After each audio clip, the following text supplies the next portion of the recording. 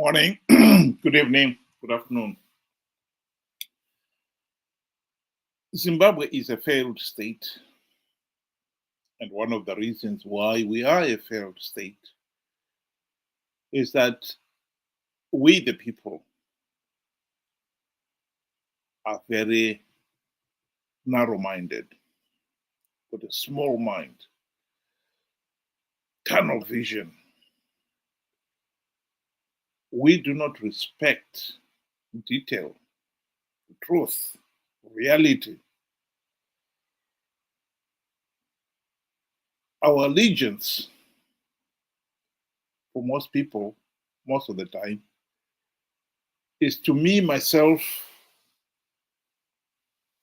now and here. Inward looking.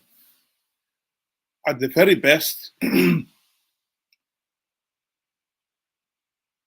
are loyal to the party, to the tribe,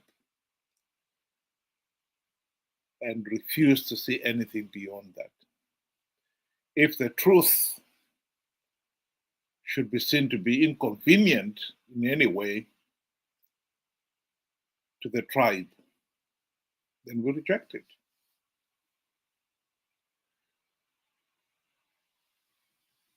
The Greeks say that great minds discuss ideas, average minds discuss events, and small minds discuss personality. I think if the truth is to be said, most of us Zimbabweans cannot see anything beyond the personality. Here is a video clip of Fiddler on the Roof. And in this scene, demonstrating this narrow-minded view where you support your tribe at all costs.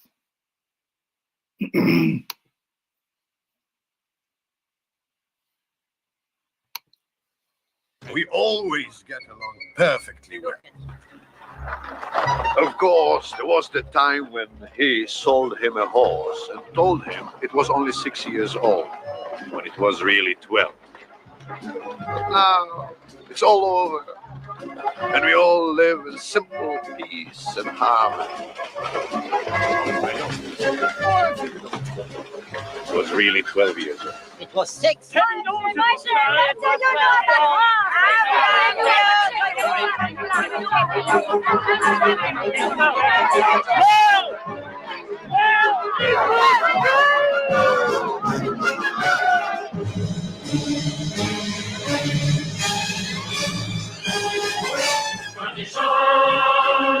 Tradition. Wow.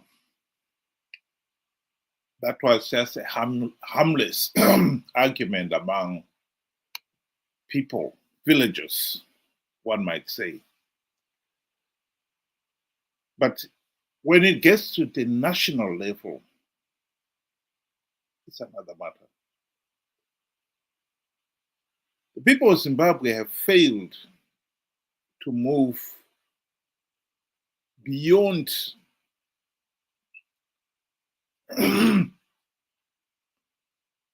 issues like sanctions because we've not been paying attention to details. Zanu PF has exploited that weakness. It has kept sanctions, for instance, on the national agenda. The party has used that to draw attention away from the real cause of the economic meltdown, i.e., gross mismanagement and rampant corruption. And these two evils have got worse, progressively worse and worse, to the point where they are today, the cancer that is killing the nation. By a similar token, MDC supporters have remained blind to the fact that MDC leaders are corrupt, incompetent, and utterly useless.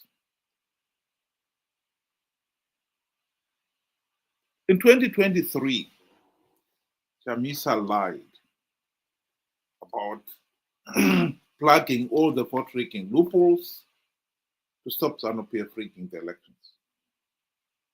And his followers believed him. And so they participated in the elections, ignoring the repeated warning that the elections will be rigged. The nation has paid dearly for it, of course, because Zanu PF blatantly rigged those elections and got legitimacy.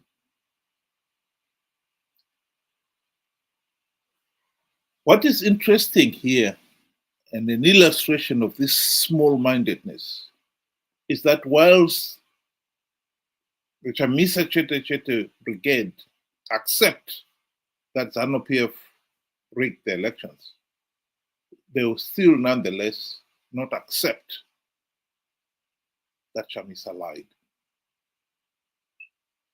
Lied that he had plugged all the vote rigging loopholes. This is, of course, not helpful for the country, because this is the reason why we are in this sorry state. Here is a BBC reporter taking Chamisa to task on that very point. Ende patakasangana na Trump akatibvunza naye akomana mari yamuri kuda kuti nyika ifambe imari. Serious questions were raised about your behaviour in Washington, D.C. You did see some senior people on Capitol Hill, some Congress people, but you also claimed that you'd seen Donald Trump. You claimed you had a conversation with him in which you said he asked you how much you needed to move the country forward. You told him $15 billion, and he said to you that he would provide the money if you won the election. That was not true, was it? Sangana na Trump akatibvunza naye akomana mari yamuri kuda kuti nyika ifambe imari. It was not true that you'd seen Donald Trump and that Donald Trump indicated to you that he would provide, if you won the election, $15 billion. All those statements were said by other people, not what I said. Kasangana na Trump akatibvunza naye akomana mari yamuri kuda kuti nyika ifambe imari. Well, no, because there is a video which shows you at a rally in January back home in Zimbabwe saying that Donald Trump had pretty much promised you $15 billion. To be clear, because some people in Zimbabwe are still confused, you're now telling me you did not meet Donald Trump. We did not.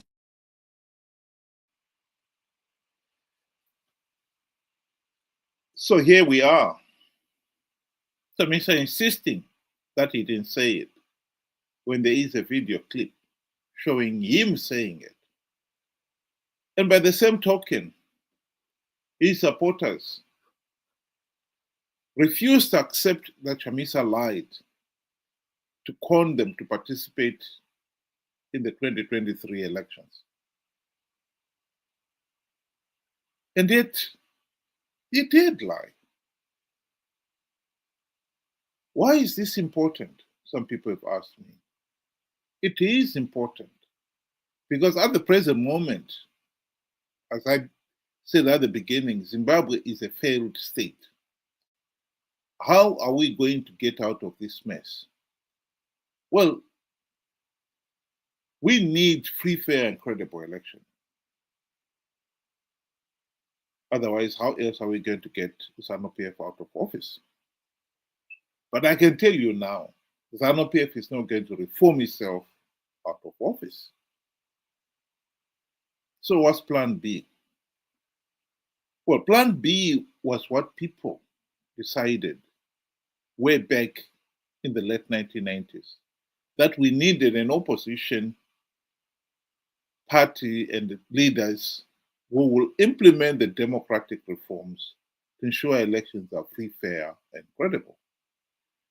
And the people of Zimbabwe have risked all to elect MDC-CCC leaders on the understanding they will implement those democratic changes the nation was dying for. The truth of the matter is, 24 years down the line, Zanu PF is still able to blatantly rig the elections because MDC leaders have not implemented even one token reform. 2028 elections are just around the corner. And as things stand, it is almost certain that Chamisa and company will participate in those flawed elections. And will con their supporters to do the same. And this is where the real challenge comes in. We can stop Zanu. We can deny Zanu PF political legitimacy in 2028 if the people themselves stop this narrow-mindedness of supporting Chamisa, believing Chamisa no matter what he says. Chamisa, we have shown, is corrupt, incompetent, and a liar.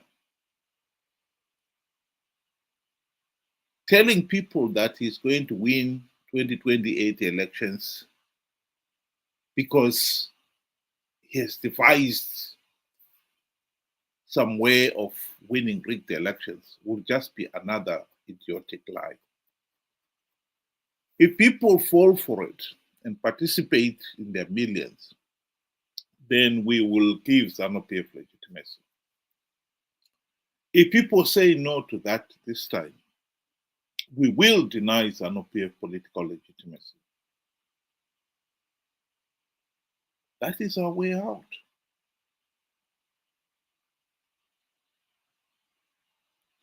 It is possible to stop Zanu PF, the Zanu PF dictatorship, and end this tragic human suffering. We just need to have this quantum leap and stop having this small-mindedness where we believe in somebody whom we know is corrupt, incompetent, and a liar, and treat him as if he's a demigod.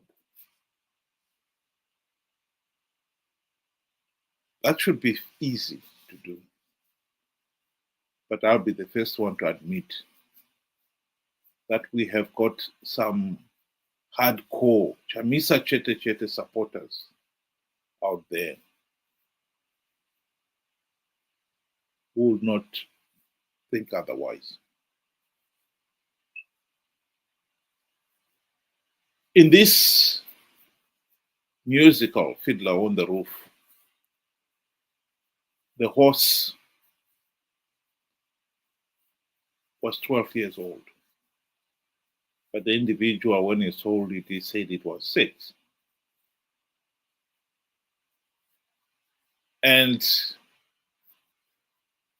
the two camps could argue all day on the 6 or 12. That kind of mentality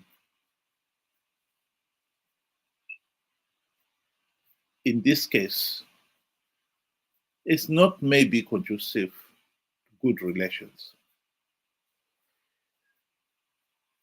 But at a national level, it is totally unacceptable. Because the small-mindedness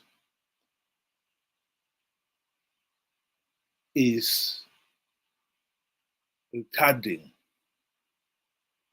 economic development, and good governance. We have paid a heavy price for small-mindedness these last 44 years.